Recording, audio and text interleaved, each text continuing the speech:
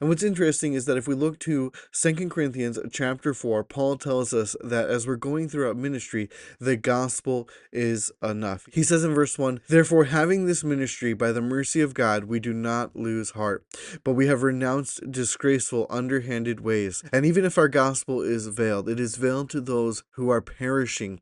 In their case, the God of this world, i.e., the things of this world, or the things that they're following, the idols that we've created. It says it has blinded the minds of the unbelievers to keep them from seeing the light of the gospel of the glory of Jesus Christ, who is the image of God. For what we proclaim is not ourselves, but Jesus Christ as Lord, with ourselves as your servants for Jesus' sake. For God, who said, 'Let light shine out of darkness,' which is a reference back to Genesis, it says, has shone in our hearts to give the light of the knowledge of the glory of God in the face of Jesus Christ." What Paul is essentially saying here is that we need not add or take away from the gospel in order to bring people to Jesus. The gospel is appetizing enough as long as we recognize Jesus and his death on the cross to take away our sins so that we can live eternity in heaven. All we have to do is to bring that gospel to the world and people will be saved. And if they don't see it, it's because the gospel is being veiled to them by their love of the world